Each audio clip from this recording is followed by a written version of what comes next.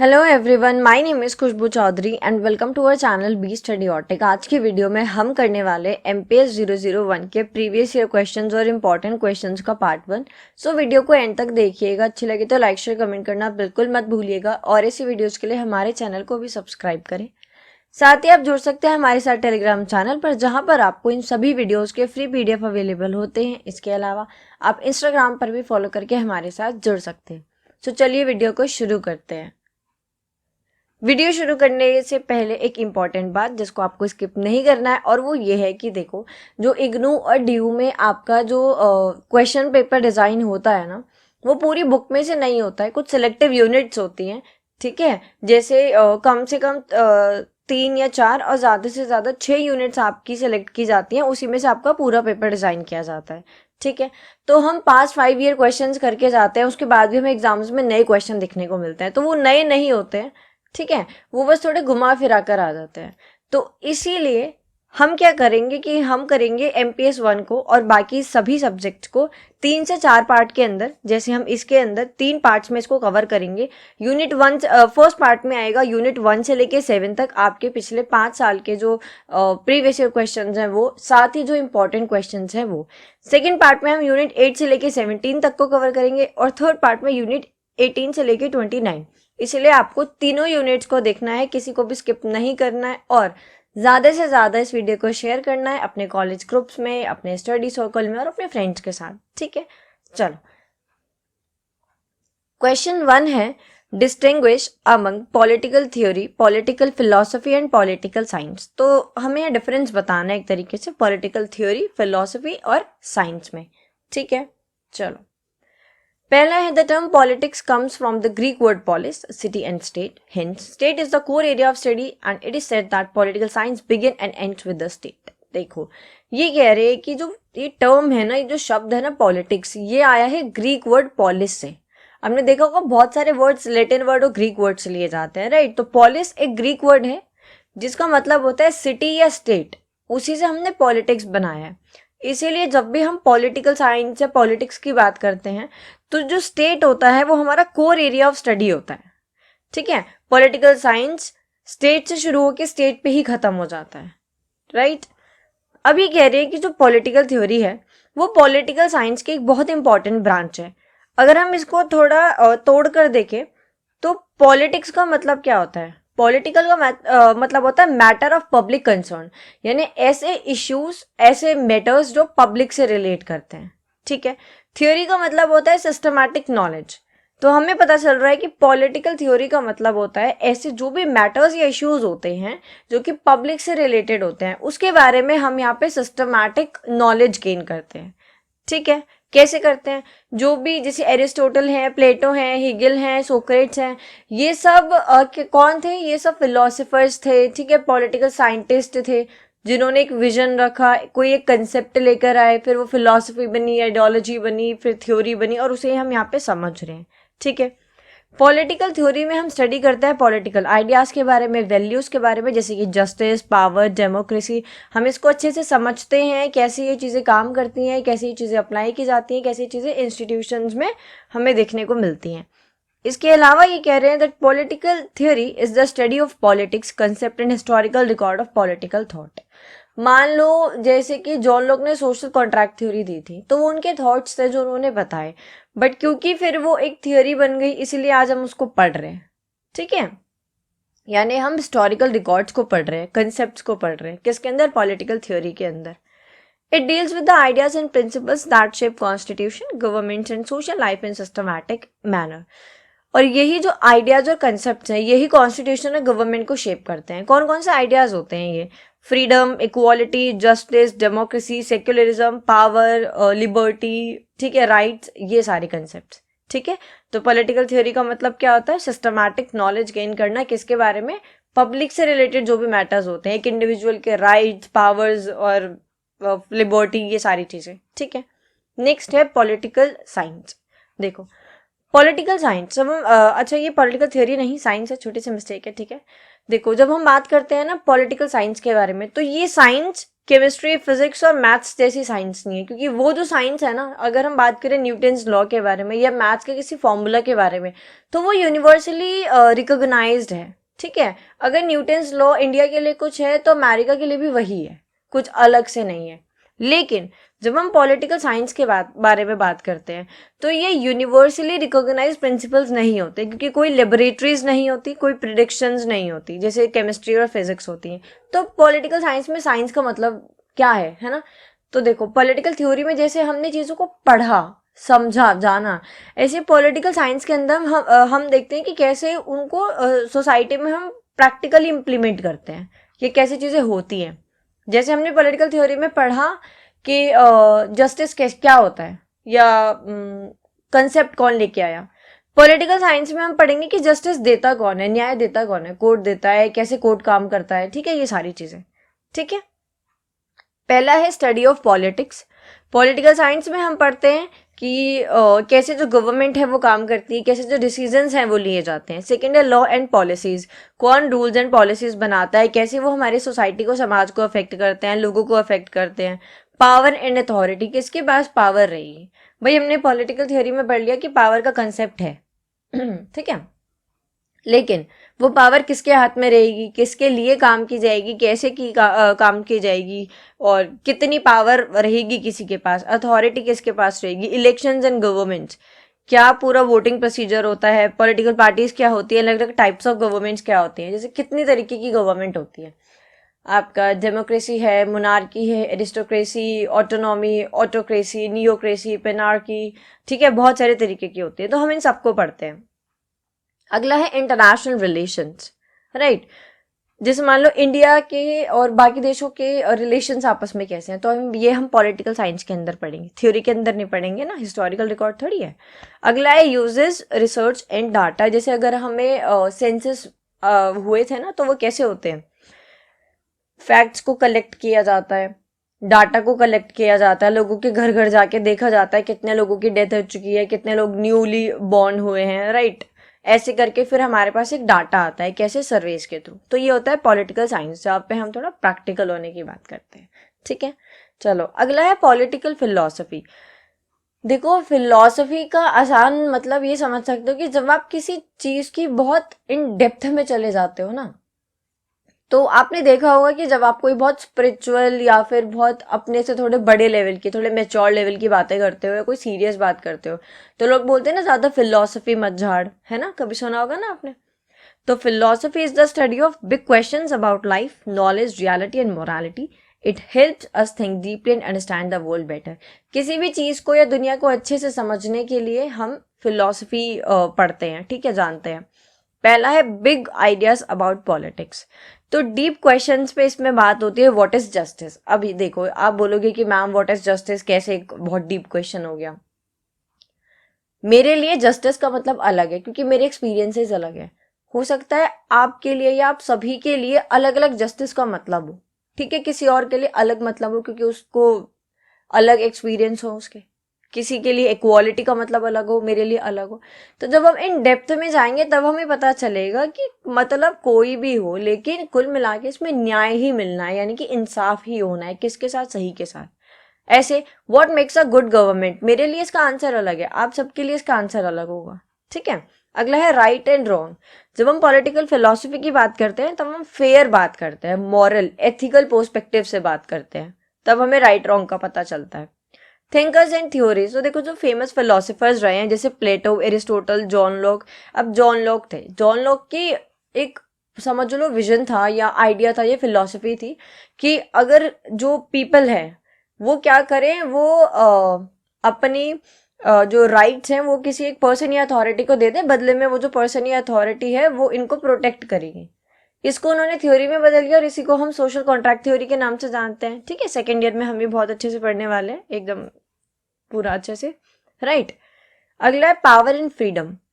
तो गवर्नमेंट के पास कंट्रोल होता है, पावर होती है, और एक इंडिविजुअल के पास फ्रीडम होती है, राइट होती है। तो उसके बीच के बैलेंस को समझने के लिए हम फिलोसफी पढ़ते हैं। ठीक है, टाइमलेस क्वेश्चंस हैं और not about facts but ideas, जिसमें हम आइडियाज के बारे में बात करते हैं, ना कि फैक्ट्स, क्योंकि फैक्ट्स तो हमने पढ़ लिए ना पॉलिटिकल साइंस में। और अगला है शेप्स पॉलिटिकल सिस्टम। ठीक है, चलो अगला क्वेश्चन है, explain the main features of modern political theory. Most important question है, आप अगर प्रीवियस ईयर खोल के देखोगे तो ये क्वेश्चन आपको फर्स्ट नंबर पे मिल ही जाएगा। ठीक है, तो हम इसमें बात करने वाले हैं मॉडर्न पॉलिटिकल थ्योरी के मेन फीचर्स के बारे में। अगर आप डिटेल में इसको पढ़ना चाहते हो कि क्लासिकल पॉलिटिकल थ्योरी क्या है, फिर मॉडर्न पॉलिटिकल थ्योरी आया, फिर कंटेम्प्रेरी पॉलिटिकल थ्योरी आया, तो आप डिटेल्ड वीडियो चैनल पे है, आप वहाँ जाके देख सकते हो। ठीक है, चलिए ये कह रहे हैं कि जो मॉडर्न पॉलिटिकल थ्योरी है वो 15 से 16 सेंचुरी से जो है आपकी शुरू हुई।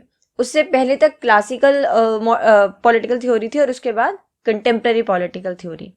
अब मॉडर्न पॉलिटिकल थ्योरी को हम मार्क्सिस्ट पॉलिटिकल थ्योरी के नाम से भी जानते हैं। और अगर आपने हमारे चैनल पे वीडियोस देखी हैं तो मैंने बहुत बार बताया है, जब भी हम मार्क्स के बारे में बात करते हैं या कहीं भी कार्ल मार्क्स लेकर देख लो ना, तो सोशलिज्म को उससे कनेक्ट कर दो। ठीक है, क्योंकि कार्ल मार्क्स सोशलिज्म के सपोर्टर थे। ठीक है, एक तरीके से जनक थे, राइट। तो इसीलिए मॉडर्न पॉलिटिकल थ्योरी को मार्क्सिस्ट पॉलिटिकल थ्योरी और साइंटिफिक सोशलिस्ट थ्योरी भी कहा जाता है। कुल मिला के मॉडर्न पॉलिटिकल थ्योरी के अंदर हम एक ट्रांसफॉर्मेशन देखते हैं। किससे? कैपिटलिज्म से सोशलिज्म और सोशलिज्म से कम्युनिज्म। अब कैपिटलिस्टिक क्या होता है?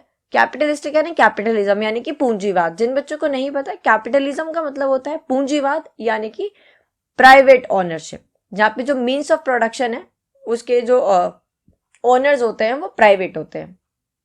मतलब एक कोई पर्टिकुलर इंसान होता है जैसे बिजनेसमैन। ठीक है, अगला है सोशलिज्म। सोशलिज्म का मतलब होता है साम्यवाद, समाजवाद यानी कि आपका पब्लिक ओनरशिप। ठीक है, तो यहाँ पे हम पढ़ते हैं ट्रांसफॉर्मेशन के बारे में, कैपिटलिज्म से सोशलिज्म। अच्छा, क्यों हो रहा है ये ट्रांसफॉर्मेशन? क्योंकि देखो कार्ल मार्क्स का मानना था कि कैपिटलिज्म यानी कि प्राइवेट ओनरशिप, उसके अंदर मान लो कि एक कोई फैक्ट्री है, उसके जो ओनर हैं वो कौन है? वो रिच है, ठीक है, वेल्दी हैं।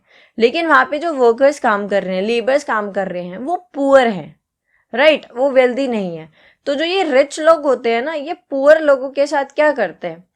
एक्सप्लॉइटेट करते हैं उनको, उनका एक्सप्लॉइटेशन करते हैं, उनको फेयर वेजेस नहीं देते, लॉन्ग वर्किंग आवर्स उनसे काम कराया जाता है, एब्यूसिव लैंग्वेज यूज करी जाती है। ठीक है, तो इसीलिए कार्ल मार्क्स चाहते थे कि कैपिटलिज्म का अंत हो और सोशलिज्म आए, यानी कि पब्लिक ओनरशिप आए, ये रिच पुअर का गैप खत्म हो और वर्कर्स के साथ एक्सप्लॉइटेशन भी ना हो, राइट। तो इसीलिए मॉडर्न पॉलिटिकल थ्योरी को मार्क्सिस्ट पॉलिटिकल थ्योरी के नाम से भी जाना जाता है। अब ये कह रहे हैं कि मॉडर्न पॉलिटिकल थ्योरी हमें एक ऐसा साइंटिफिक और सिस्टमैटिक फ्रेमवर्क तैयार करके देता है जिसमें जो भी समाज में बदलाव हो रहे हैं, आइदर वो सोशल चेंज हो या पॉलिटिकल चेंज, हम उनको एग्जामिन करते हैं और एक्सप्लेन करते हैं। ठीक है, साथ ही ये कह रहे हैं that it is a method of interpreting the past, understanding the present and projecting the future. अब देखो, बहुत सिंपल भाषा में इसको समझाती हूँ। कार्ल मार्क्स ने नोटिस किया कि पास्ट में क्या था? कैपिटलिज्म, जिससे क्या हो रहा था? वर्कर्स और लेबर्स का एक्सप्लॉइटेशन। तो हम उसके ऊपर काम करेंगे, प्रेजेंट में हम उसको हटा के सोशलिज्म लेके आएंगे, जिससे फ्यूचर में किसी भी वर्कर या लेबर के साथ एक्सप्लॉइटेशन ना हो। ठीक है, समझ गए? अगला है, its features can be summed up as, first है facts and data constitute the base of study and these are well explain. Modern political theory में हम फैक्ट्स और डाटा के ऊपर बात करते हैं। अगेन क्लासिकल पॉलिटिकल थ्योरी में हम थ्योरीज पढ़ चुके हैं, तो मॉडर्न पॉलिटिकल थ्योरी में हम फैक्ट्स और डाटा के बारे में बात करेंगे। Subjectivity gives way to objectivity, subjectivity से हम आते हैं ऑब्जेक्टिविटी की तरफ, पर्पस से प्रोसीजर की तरफ, नॉर्मेटिव से साइंटिफिक की तरफ, फिलोसफी से एनालिटिकल एक्सप्लेनेशन की तरफ, और डिस्क्रिप्टिव से अब हम ऑब्जर्वेशनल हो जाते हैं। क्लासिकल थ्योरी में हमने पढ़ लिया डिस्क्रिप्टिव, जो भी चीज़ें लिखी हुई हैं, थ्योरीज एंड ऑल। अब हम ऑब्जर्वेशनल, अब हम चीज़ों को ऑब्जर्व कर रहे हैं, प्रैक्टिकली इंप्लीमेंट कर रहे हैं। फैक्ट्स और वैल्यूज को एक तरीके से सेपरेट कर दिया गया है कि अब जो वैल्यूज है ना, उन्हें ऐसे अरेंज कर दिया कि फैक्ट समझ आ रहे हैं। ठीक है, अगला है, values are to support fact substance to form and theory to research. अब वैल्यूज जो हैं वो फैक्ट को सपोर्ट कर रही है। ठीक है, ये कुछ आसान भाषा में ऐसे समझ लो कि बहुत सारी चीज़ें जो होती हैं, अगर हम पर्टिकुलर हिंदू रिलीजन की बात करें तो बहुत सारी चीज़ें ऐसी होती हैं जिसमें जो हमारी वैल्यूज हैं हम उसको मानते हैं, लेकिन साइंस भी उसको मानता है कि हाँ ये जो पर्टिकुलर चीज़ है ये इसीलिए हो सकती है। जैसे शंख है ना, तो अगर हम शंख बजाते हैं तो हमारे लिए क्या है? वो हमारे एक पूजा का हिस्सा है। लेकिन शंख का मतलब साइंस के हिसाब से देखो तो उसकी जो साउंड होती है वो हमारे लंग्स को क्लीन करती है। है ना, और भी बहुत सारे फायदे होते हैं। ठीक है, चलो, तो ये था आपका मॉडर्न पॉलिटिकल थ्योरी। एक लास्ट रह गया है 6th पॉइंट, वो है most important changes through the struggle between opposite between the mode of production and the productive force. Again वही वाली बात है कि यहाँ पे कैपिटलिज्म को खत्म करने की बात हो रही है, ताकि जो ऑपोजिट्स है, ऑपोजिट कौन, मोड ऑफ प्रोडक्शन यानी मालिक, प्रोडक्टिव फोर्स यानी कि लेबर, उनके बीच का जो गैप है वो खत्म हो जाए। ठीक है, चलो अगला क्वेश्चन है question number 3, right an essay on various types of democracy. अलग अलग तरीके की डेमोक्रेसी बतानी है। ठीक है, पहला है रिप्रेजेंटेटिव डेमोक्रेसी, दूसरा है पार्टिसिपेटरी डेमोक्रेसी और तीसरा है डेलिब्रेटिव डेमोक्रेसी। पहला है रिप्रेजेंटेटिव डेमोक्रेसी। देखो, रिप्रेजेंटेटिव डेमोक्रेसी को हम इनडायरेक्ट डेमोक्रेसी भी कहते हैं, और इम्पॉर्टेंट है क्योंकि इंडिया के अंदर यही जो तरीके की डेमोक्रेसी है, लोकतंत्र है, वो चलता है। रिप्रेजेंट डेमोक्रेसी के अंदर बहुत सिंपल सा क्या होता है, यहाँ पे लोग वोट करते हैं अपने रिप्रेजेंटेटिव को, जो कि हमारे बिहाफ पे क्या करेगा, हमारे लिए लॉ एंड पॉलिसीज बनाएगा और हमारे लिए काम करेगा। ठीक है, बहुत सिंपल, बहुत स्पष्ट। ठीक है, तो रिप्रेजेंटेटिव डेमोक्रेसी होती है इनडायरेक्ट डेमोक्रेसी, जहाँ पे लोग क्या करते हैं, वोट करते हैं एक रिप्रेजेंटेटिव को, और वो जो रिप्रेजेंटेटिव है वो हमारे बिहाफ पे लॉज एंड पॉलिसीज बनाते हैं। Since direct democracy is not possible in large and complex societies, देखो जो बड़ी सोसाइटीज होते हैं वहाँ पे डायरेक्ट डेमोक्रेसी नहीं काम करती है। अगर हम इंडिया की बात करें तो इंडिया का बहुत ज़्यादा जो कल्चर है डाइवर्स है। ठीक है, आप अगर यूपी में ही चले जाओ तो हर कुछ किलोमीटर की दूरी पे एक नई बोली आपको सुनने को मिल जाएगी। ठीक है, अलग अलग तरीके की लैंग्वेजेस हैं, खाना है, कपड़े हैं, बोलने का तरीका है, भाषा है, बोली है, कल्चर है, फेस्टिवल, ट्रेडिशन, नॉर्म्स, वैल्यूज। ठीक है, तो यहाँ पे अगर डायरेक्ट डेमोक्रेसी हो गई, सब लोग ही आगे डिसीजन मेकिंग में बैठने लगे, तो चीज़ें बहुत मुश्किल हो जाएंगी। तो इसलिए यहाँ पे इनडायरेक्ट डेमोक्रेसी चलती है। राइट, ये काफ़ी लेस ट्रांसपेरेंट होती है। ठीक है, क्योंकि हमने तो वोट दे दिया ना, चुन लिया, अब हमें नहीं पता ना कौन क्या फैसला ले रहा है, तो ट्रांसपेरेंट नहीं है। लेकिन ये ज़्यादा एफिशिएंट है, जैसा मैंने भी बताया कि डायरेक्ट डेमोक्रेसी पॉसिबल नहीं है, तो यहाँ पे ये काफ़ी अच्छे से काम करती है। हॉब्स एंड लॉक का कहना है, representative government was a form of government authorised by people to act on its behalf, जैसे कि अभी हमने पढ़ा था कि लोगों के बिहाफ पे ये काम करती है। ठीक है, आज के टाइम पे इंडिया, यूएस, यूके और फ्रांस के अंदर हमें रिप्रेजेंटेटिव डेमोक्रेसी देखने को मिलती है। इसकी ही ऑपोजिट है पार्टिसिपेटरी डेमोक्रेसी, जिसे डायरेक्ट डेमोक्रेसी कहा जाता है, जिसमें कोई इंटरमीडिएट नहीं होता। इंटरमीडिएट यानी कोई, जैसे हमारे लिए इंटरमीडिएट कौन है, ये जो पॉलिटिशियंस होते हैं, ये हमने पॉलिटिशियंस को जितवाया, ठीक है, वोट किया किसके लिए, ताकि वो हमारे लिए लॉ एंड पॉलिसीज बनाए। यहाँ पे ऐसा कुछ नहीं है, यहाँ पे आप डायरेक्ट डिसीजन मेकिंग का हिस्सा बन सकते हैं, और यहाँ पे आप डायरेक्टली जो भी लॉज पॉलिसीज बनाने हैं वो सब बना सकते हैं। ठीक है, अब यहीं पे जो रोज्यू हैं और जॉन स्टुअर्ट मिल है, उनका क्या कहना है, the classical theory of participated democracy is found in the writings of, अच्छा ये जो पार्टिसिपेटेड डेमोक्रेसी है ये हमें रोज्यू और जे.एस. मिल यानी जॉन स्टुअर्ट मिल की राइटिंग में मिलती है। His theory depends upon the participation of every individual citizen in political decision making. Rousseau और जे.एस. मिल का विजन यहाँ पे ये है कि जब हर व्यक्ति, हर इंडिविजुअल डिसीजन मेकिंग का हिस्सा बनेगा और अपने लिए खुद फैसले लेगा, तो देखो सब अपना भला जानते हैं, तो सब अपने हित के लिए फैसले लेंगे। ठीक है, तो यहाँ पे किसी के भी साथ कोई डिस्क्रिमिनेशन वगैरह नहीं होगा। Participation is important not only decision making but also as a way of protecting private interest in ensuring good government. ठीक है, तो ये तो पार्टिसिपेटिव डेमोक्रेसी। अगला है डेलिब्रेटिव डेमोक्रेसी। डेलिब्रेटिव का मतलब होता है डिस्कशन या डिस्कस, तो नाम से पता चल रहा है, नाम से क्या पता चल रहा है कि डेलिब्रेटिव डेमोक्रेसी का मतलब होता है यहाँ पे सब लोग बैठते हैं, डिस्कशन करते हैं, उसके बाद एक लॉ या फिर पॉलिसी जो है वो फाइनलाइज की जाती है। ठीक है, काइंड ऑफ आप पंचायत से थोड़ा सा इसको रिलेट कर सकते हो, वहाँ पे भी सब लोग बैठते हैं, बातचीत होती है, तब कोई फैसला लिया जाता है। ठीक है, The term deliberative democracy was originally coined by Joseph Bassett in his 1980 work Deliberative Democracy. Deliberative democracy is something we need to integrate into our own law-making process to help solve more divisive and complex problems. Deliberative democracy values open and public deliberation on issues of common concern. जो भी common concern होते हैं, ऐसे जो भी मुद्दे होते हैं जिनसे काफ़ी सारे लोग रिलेट करते हैं, तो वहाँ पे डिस्कशन के थ्रू फैसले लिए जाते हैं। ठीक है, question number 4, trace the historical background of democracy. अब देखते हैं कहाँ से आई है डेमोक्रेसी। ठीक है, ओरिजिन की अगर हम बात करें तो 1992 में सेलिब्रेट किए गए थे डेमोक्रेसी के 2500 साल। कहाँ पे? एंशियंट ग्रीक में। ठीक है, क्योंकि वहां पे पहली बार जो थी वो डेमोक्रेसी आई थी, राइट, कब, 2500 साल पहले। और जितनी भी अदर फॉर्म्स ऑफ गवर्नमेंट है या पॉलिटिकल आइडियाज है, उनको कभी इस तरीके से सेलिब्रेट नहीं किया गया। और क्यों नहीं किया गया? देखो, डेमोक्रेसी के अंदर में ना हम सबको राइट्स मिलते हैं, ठीक है, कुछ ड्यूटीज होती हैं, राइट्स होते हैं, इक्वालिटी, फ्रीडम, लिबर्टी और दुनिया भर की चीजें। क्या मोनार्की के अंदर आपके पास कोई अधिकार होते हैं? नहीं, वहां जो करेगा राजा करेगा। एरिस्टोक्रेसी के अंदर नहीं, वहां जो करेंगे पॉप करेंगे, ठीक है। डिक्टेटरशिप के अंदर नहीं, वहां जो डिक्टेटर कहेगा वही होगा। तो डेमोक्रेसी इसलिए बेस्ट फॉर्म ऑफ गवर्नमेंट माना जाता है, क्योंकि यहाँ पे सभी लोगों के पास अधिकार होते हैं, इक्वालिटी है, ठीक है, फ्रीडम है, राइट्स है। Also, democracy in the modern world is quite different from democracy as it was practiced in ancient Greek 2500 years ago.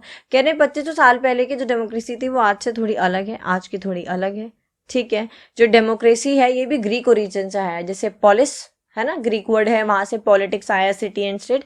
ऐसे डेमोक्रेसी क्या है, ग्रीक ओरिजिन, ग्रीक में क्या बोलते हैं इसको, डेमोक्रेशिया, ठीक है। डेमोस का मतलब होता है पीपल और क्रेटोस का मतलब होता है रूल करना। तो डेमोक्रेसी को हम बोलते हैं ना पीपल्स रूल या रूल ऑफ द पीपल, ठीक है। एंशियंट ग्रीक पॉलिटी की बात करें तो यहाँ पे अब डेमोस का मतलब पीपल होता है, यानी सिटीजन। लेकिन उस टाइम पे सिटीजन के अंदर विमेन्स, स्लेव्स और मेटिक्स यानी जो फॉरेनर्स होते थे, जो जैसे काम के लिए वहां पे रहने आते थे, वो इन 3 जनों को ये लोग सिटीजन नहीं मानते थे। कोई भी डिसीजन मेकिंग होता था, कोई लॉ पॉलिसी बनानी होती थी, किसी भी मुद्दे पे बात करनी होती थी, तो स्लेव्स, विमेन्स और मेटिक्स उसका पूरा जो भी प्रोसीजर होता था हिस्सा नहीं बनते थे, क्योंकि उनको डेमोज में नहीं गिना जाता था। कौन होते थे? सिर्फ पढ़े लिखे लोग और अमीर लोग और मेंस, ठीक है। ये कह रहे हैं this means very less majority were considered as citizen. बहुत ही कम मेजोरिटी थी भाई, आपने स्लेव्स को निकाल दिया, मेटिक्स को निकाल दिया, विमेन्स को निकाल दिया, पुअर्स को निकाल दिया, तो कितने ही सिटीजन बच जाएंगे आपके पास? सब अमीर थोड़े होंगे वहां पे इतने, है ना। तो जो एक्चुअल करियर था ना एथेनियन डेमोक्रेसी का, वो बहुत ज़्यादा ट्रबल में था, क्योंकि एरिस्टोक्रेट्स थे, क्राइस्ट थे, पॉप थे, जनरल्स थे, कमांडर्स थे, डेमोगॉड्स एक नेगेटिव वर्ड होता है। आपने देखा है ना, जो लीडर्स होते हैं जो लोगों को अपनी बातों में फुसला लेते हैं, उलझा देते हैं और वोट गेन कर लेते हैं, जीत जाते हैं, फिर लोगों के भले के लिए काम नहीं करते, ठीक है। तो यहाँ पे क्या होता था, यहाँ पे कॉन्टिन्यूसली ट्राई करते थे लोग कि डेमोक्रेसी अचीव कर सकें। और यहाँ पे ना इंडीड यानी कि वास्तव में बहुत लंबे टाइम से स्ट्रगल चलता आया, किसके लिए? डेमोक्रेसी के लिए और बर्थ और वेल्थ की इक्वालिटी के लिए। कैसे, मैं बताती हूँ, देखो। Indeed, the struggle for a democracy was everywhere and throughout history. Also, a struggle against political inequality based on inequality of birth and wealth. हमने भी देखा विमेन्स को सिटीजन कंसिडर नहीं किया जाता था। क्यों? क्योंकि बर्थ में क्या हुआ उनका birth? As a girl, as a female, right, as a women. और वेल्थ यानी जिसके पास वेल्थ नहीं है वो कौन हुआ? स्लेव। तो इसलिए स्लेव को भी नहीं किया जाता। तो यहाँ पे बर्थ और वेल्थ के बेस पे बहुत ज्यादा इनइक्वालिटी होती थी। तो काफी स्ट्रगल चल रहा था इसके लिए, और डेमोक्रेसी के लिए तो देखो चल ही रहा था। अगला है However, Athenian democracy conveys an impressive picture of direct participation by citizens in the assembly, which took decision on all policy matters and met on as many as 300 days in a year. जितने भी लोग थे women, slave और matics के अलावा, जो भी citizen consider किए जाते थे, वो सब साल में 300 दिन मिलते थे और काम करते थे डिसीजन मेकिंग और सबका, ठीक है। ऐसे वहाँ पे काम चलता था। जो सिटीजन्स थे या तो डायरेक्टली पार्टिसिपेट करते थे गवर्नमेंट में, या फिर ऑफिशियल्स, एडमिनिस्ट्रेटिव या फिर जुडिशियल पोजीशंस चूज करते थे और काम करते थे। तो ये था डेमोक्रेसी का बैकग्राउंड। अगला है क्वेश्चन नंबर 5। अभी तक हम 4 क्वेश्चन कर चुके हैं। अगर आपको अच्छे से समझ आए हैं तो आप अभी वीडियो को स्टॉप करो और अच्छा सा कमेंट करो और वीडियो को लाइक करो, ठीक है। क्वेश्चन नंबर 5 क्या कह रहा है? Explain the meaning and significance of rights, discuss Laski's theory of rights. अब हम यहाँ पे राइट्स के अधिकारों की बात करेंगे और लास्कीज थ्योरीज ऑफ राइट्स के बारे में बात करेंगे। फेमस थ्योरिस्ट ऑन राइट्स, तो बर्जेनक्यू कहते हैं a right is a claim recognised by society and enforced by state. Bosanquet का मानना है कि जो अधिकार है वो एक सामाजिक दावा है जो कि स्टेट के द्वारा एनफोर्स किए जाते हैं, लगाए जाते हैं। यानी कि हमें राइट्स किसने दिए हैं? स्टेट ने, ठीक है। लेकिन वो मान्यता कब प्राप्त करते हैं? जब सोसाइटी, समाज उनको मान लेता है। अगला है, जैसे मान लो इसको रिलेट कर लो कि विमेन्स के पास भी अब प्रॉपर्टी में राइट होता है, ठीक है। डॉटर्स के पास फादर की प्रॉपर्टी में।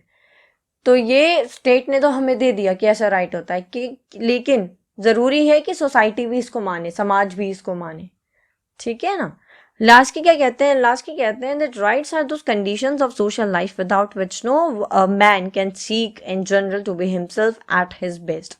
लास्ट की कहते हैं कि राइट्स यानी कि अधिकार वो ऐसी सामाजिक जीवन की कंडीशंस होती हैं, ऐसी सोशल लाइफ की कंडीशंस होती हैं जिनके बिना एक इंसान अपना पूरा बेस्ट पोटेंशियल नहीं दिखा सकता। मान लो आप पढ़ाई में बहुत अच्छे हो, लेकिन अगर आपके पास अधिकार ही नहीं है आगे बढ़ने का, पढ़ने का, आपके पास अपॉर्चुनिटी ही नहीं है, तो क्या फायदा आपके टैलेंट का या आपके स्किल का, है ना। आपके पास अधिकार है, आज़ादी है, जस्टिस है, इक्वालिटी है, राइट है, फ्रीडम है, तो ही आप आगे बढ़ पाओगे, अपॉर्चुनिटीज है तो ही आप आगे बढ़ पाओगे और अपना बेस्ट सेल्फ आप अचीव कर पाओगे। तो राइट्स बहुत ज़रूरी होते हैं, ठीक है। राइट्स लीगल होते हैं, सोशल होते हैं, एथिकल प्रिंसिपल्स होते हैं। Rights is something to which one has just claim. देखो राइट्स एक दावा होते हैं, एक अधिकार होता है, ठीक है। राइट्स को हम सोशल क्लेम्स बोलते हैं, ठीक है। अभी एक इंपॉर्टेंट चीज भी आएगी, ठीक है, अभी मैं उसका वेट कर रही हूँ। तो देखो rights are rightly called social claims which help individuals attain their best selves and help them develop their personality. देखो जो राइट्स होते हैं वो सोशल क्लेम्स होते हैं, सामाजिक दावा होते हैं जो हमें हमारा बेस्ट सेल्फ अचीव करने के अंदर, हमारी पर्सनालिटी डेवलपमेंट के अंदर हमको बहुत हेल्प करते हैं, ठीक है। डेमोक्रेटिक गवर्नमेंट बेस्ट गवर्नमेंट इसलिए होती है क्योंकि वो सभी लोगों को राइट्स देती है, मैंने अभी भी बताया था। बाकी किसी भी फॉर्म ऑफ गवर्नमेंट के अंदर लोगों के पास किसी प्रकार के कोई भी अधिकार नहीं होते हैं, लेकिन डेमोक्रेटिक गवर्नमेंट के अंदर होते हैं, क्योंकि यहाँ पे लोगों ने तो सरकार बनाई है ना। A state never give rights, they only recognise them. Government never grants right, they only protect them. हमें जो आज अधिकार मिले हैं वो हमें संविधान से मिले हैं, किसी सरकार से नहीं मिले, लेकिन उन राइट्स को प्रोटेक्ट करने का काम सरकार का है, जिसे हमने चुना है हमारी रक्षा करने के लिए और हमारे लिए लॉज एंड पॉलिसीज बनाने के लिए, ठीक है। Rights come from society, therefore they are always social, क्योंकि वो समाज से आते हैं इसलिए वो हमेशा सामाजिक होते हैं। हेरोल्ड लास्की जो कि एक थ्योरेटिशियन है इंग्लिश लेबर पार्टी के और एक पॉलिटिकल साइंटिस्ट है जिन्होंने काफी थ्योरी दी है। तो Laski is view on the nature of rights. Laski के हिसाब से राइट्स क्या है। पहला, लास्की कहते हैं कि जो राइट्स होते हैं वो सोशल कंडीशंस होती हैं। अगेन राइट्स कुछ ऐसी कंडीशंस होती हैं जो हमें समाज के द्वारा दी जाती है, ठीक है, जो हमें समाज का एक सदस्य बनाती है। तो they are social condition given to the individual as a member of society. They help promote individual personality his best self. Rights अधिकार हमें जीवन में आगे बढ़ाते हैं और हमारी पर्सनालिटी डेवलपमेंट में हमें हेल्प करते हैं। They are social because they are never against social welfare. देखो जो राइट्स होते हैं ना वो कभी समाज के खिलाफ नहीं काम करते, वो हमेशा समाज के भले के लिए काम करते हैं, इसलिए राइट्स कभी भी एंटी सोशल नहीं हो सकते, अगेंस्ट सोसाइटी नहीं हो सकते, हमेशा सोशल वेलफेयर के लिए ही मिले होते हैं हमें। The state only recognise and protect right by maintaining them. State का काम होता है हमारे राइट्स को प्रोटेक्ट करना, रिकॉग्नाइज करना। राइट्स का जो नेचर है बहुत ज़्यादा डायनामिक होता है, वो डिपेंड करता है प्लेस, टाइम और कंडीशन के ऊपर। हो सकता है कि इंडिया में जो लोगों के पास राइट्स हैं वो पाकिस्तान में ना हो, बांग्लादेश में ना हो, है ना। ऐसे ही हाँ, जिसका मैं वेट कर रही थी वो है ये लास्ट वाला पॉइंट जो कि बहुत इंपॉर्टेंट है। They go along with duties, in fact duties are prior to rights. Duties are prior to rights, ये आपका क्वेश्चन बनता है एग्जाम में, 2-3 बार पूछा भी गया है पिछले कुछ सालों में, ठीक है। ड्यूटीज और राइट्स का क्या रिलेशन होता है, ड्यूटीज कैसे पहले होती हैं। तो देखो जब हमें राइट्स मिलते हैं ना तो बदले में नहीं, हमें उसके साथ में एक पैकेज होता है राइट्स और ड्यूटीज का। जब हमें राइट्स मिलते हैं तो उसके साथ हमें ड्यूटी भी मिलती है। अब मुझे राइट टू लाइफ मिला है, मुझे जीवन जीने का अधिकार मिला है, ये मेरा राइट है, लेकिन सामने वाले को भी राइट टू लाइफ मिला है और उसके राइट टू लाइफ को हर्ट ना करना, हार्म ना पहुंचाना, उसको सेव करना, प्रोटेक्ट करना, ये मेरी ड्यूटी है। मैं सामने वाले को ये कह के नहीं मार सकती ना मेरे पास राइट टू लाइफ है, मेरे पास जीवन जीने का अधिकार है, फ्रीडम है, लिबर्टी है, मैं कुछ भी करूं, लेकिन मेरे पास पैकेज में एक ड्यूटी भी हाई है। और ड्यूटी का मतलब क्या है कि मुझे उसके भी राइट को प्रोटेक्ट करना है और हार्म नहीं पहुंचाना है। तो राइट्स ड्यूटीज के साथ आते हैं, duties are prior to rights, ठीक है। अगेन डिटेल में समझना हो तो चैनल पे पूरी वीडियो पड़ी हुई है, पूरी यूनिट के, आप उसको देख सकते हो ताकि आपका पूरा कंसेप्ट अच्छे से क्लियर हो जाए। अदरवाइज आप ये वीडियोस भी सारी देखेंगे तो भी एग्जाम में आप अच्छे मार्क्स स्कोर करेंगे। क्वेश्चन नंबर 6 है, इलैबोरेट अपॉन आइदर पॉजिटिव और नेगेटिव लिबर्टी। पॉजिटिव और नेगेटिव लिबर्टी की बात करते हैं।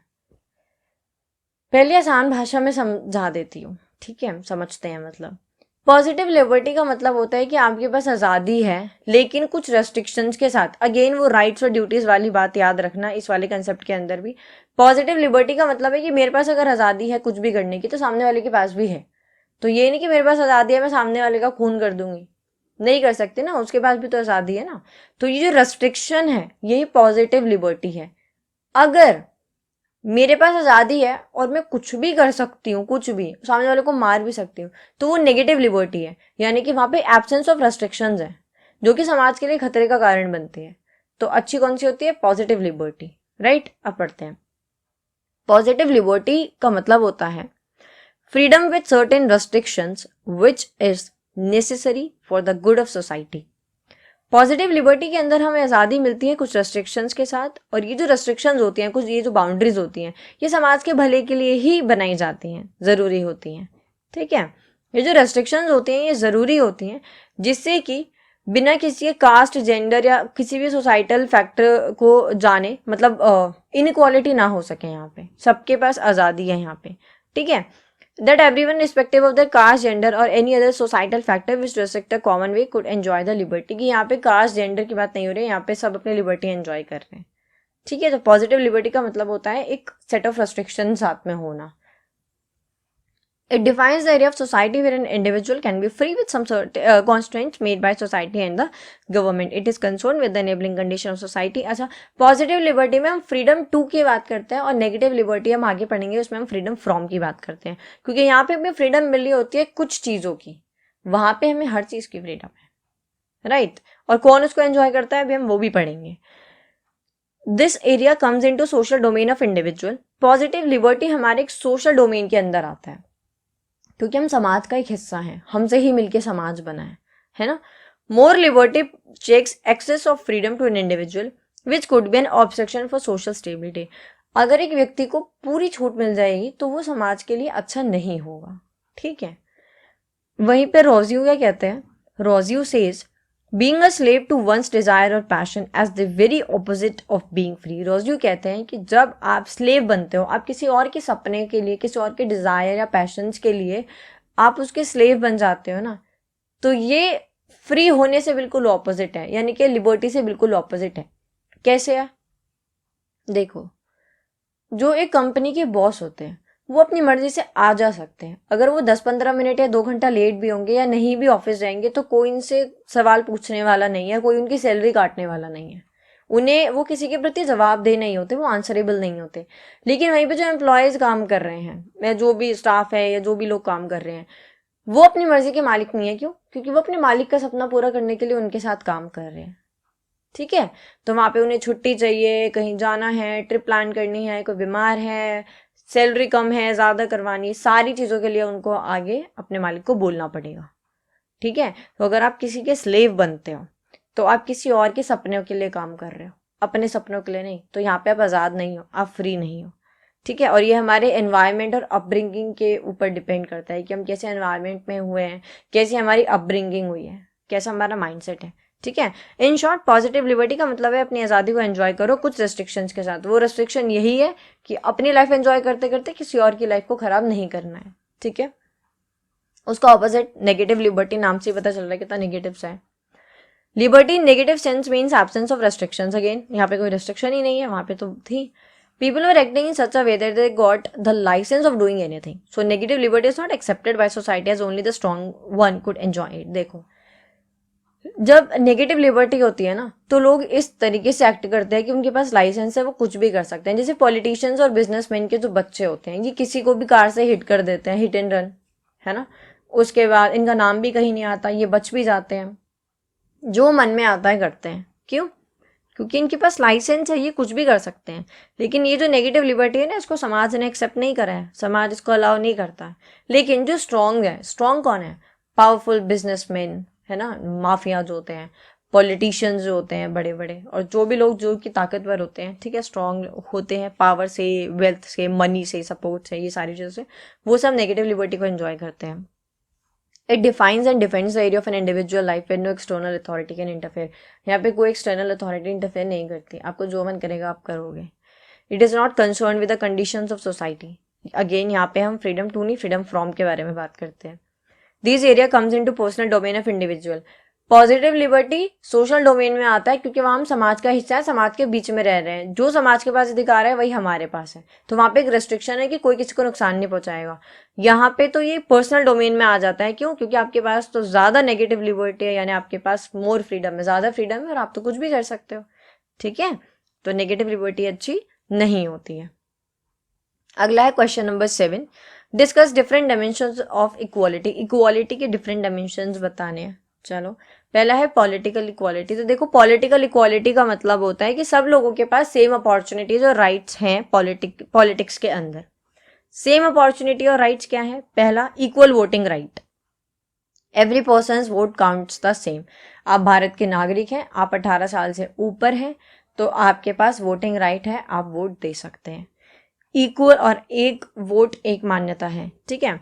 Equal participation, everyone can run for office और टेक पार्ट इन पॉलिटिक्स। अगर आप जो एलिजिबिलिटी क्राइटेरिया है उसको फुलफिल करते हैं तो आप पार्ट ले सकते हैं, ठीक है, यानी कि आप ऑफिस रन कर सकते हैं, पॉलिटिक्स में हिस्सा ले सकते हैं।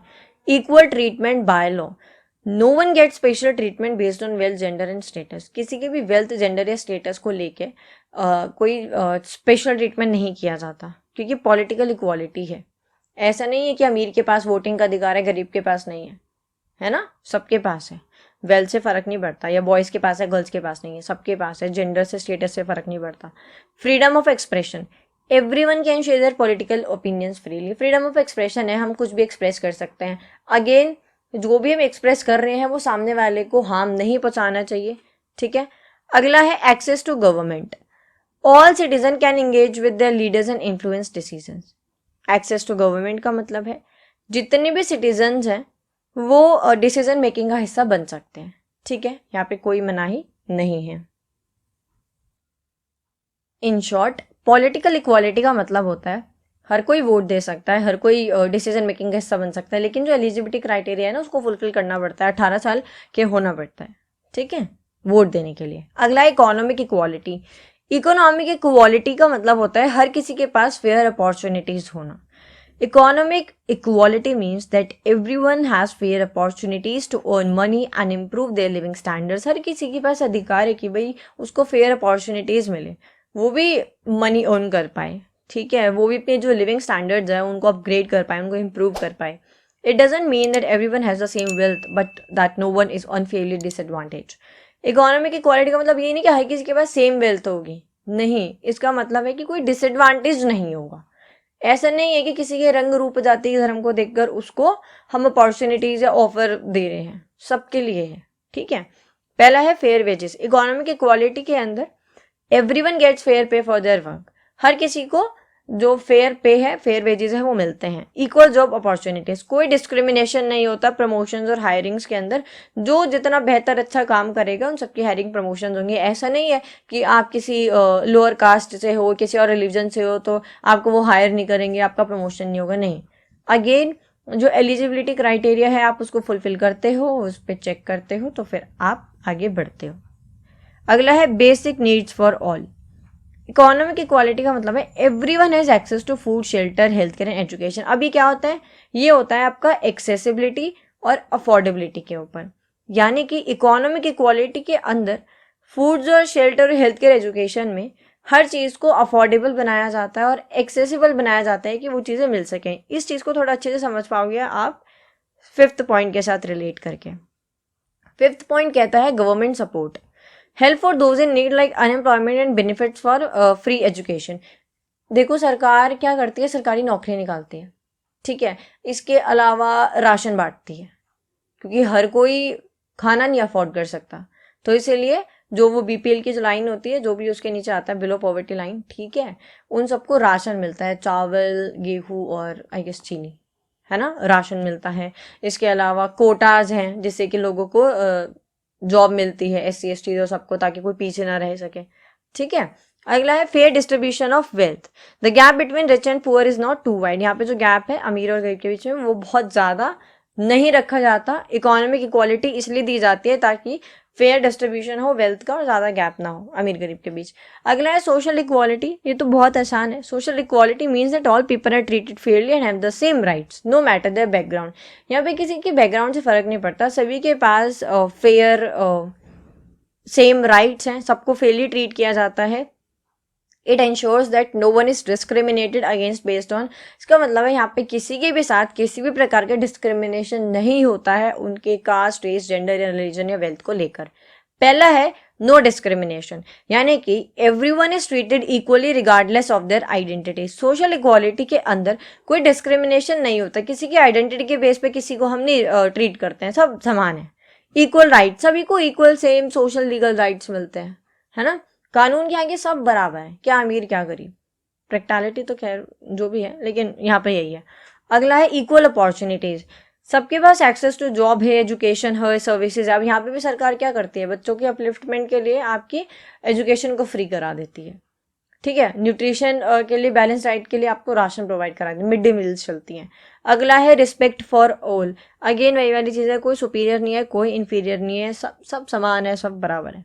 अगला है freedom to live with dignity, everyone can live without fear of prejudice और बायस।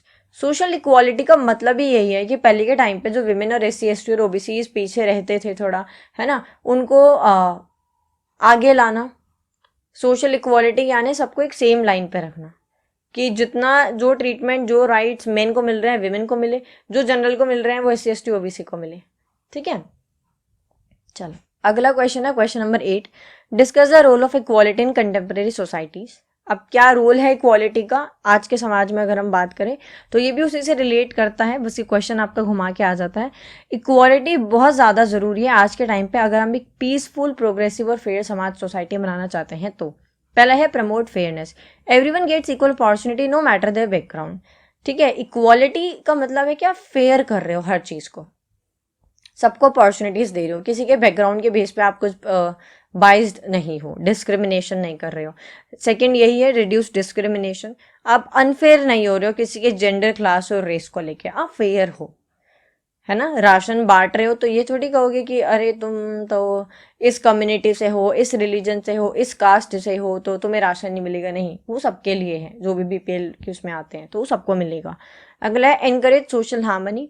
देखो जब इक्वालिटी होती है ना तो यहाँ पे जो डिस्प्यूट्स और जो भी मतलब समाज में नेगेटिव सोसाइटल फैक्टर्स होते हैं ना, उनके आने के चांसेस कम होते हैं, यानी कि prevent conflict by ensuring no group feels left. Again वही वाली चीज़, अगर लाइन में कुछ हिंदू हैं और कुछ मुस्लिम्स हैं, कुछ क्रिश्चियंस हैं, ठीक है, आपने अगर क्रिश्चियंस और मुस्लिम्स को राशन दे दिया और हिंदुओं को नहीं दिया तो वो क्या हो गए, वो यहाँ पे ऑफेंड हो गए। अब यहाँ पे कॉन्फ्लिक्ट अराइज हो गया कि भाई इनको तो दे दिया और हमको नहीं दिया, या फिर उल्टा भी हो सकता है, हिंदुओं को मिल गया क्रिश्चियन को नहीं मिला। एग्जाम्पल है, आप कैसे भी सेट कर सकते हो।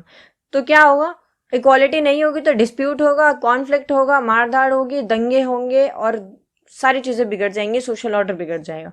तो अगर इक्वालिटी रहेगी, सबको मिलेगा, तो सब शांति से लाइन में रख के लग के आएंगे, अपना राशन लेंगे और अपने घर जाएंगे, ठीक है। सोशल हार्मनी मेंटेन करता है। बूस्ट इकोनॉमिक ग्रोथ, जब देखो सबके पास अगर आगे बढ़ने का मौका होगा ना तो सोसाइटी ज़्यादा प्रोडक्टिव होगी।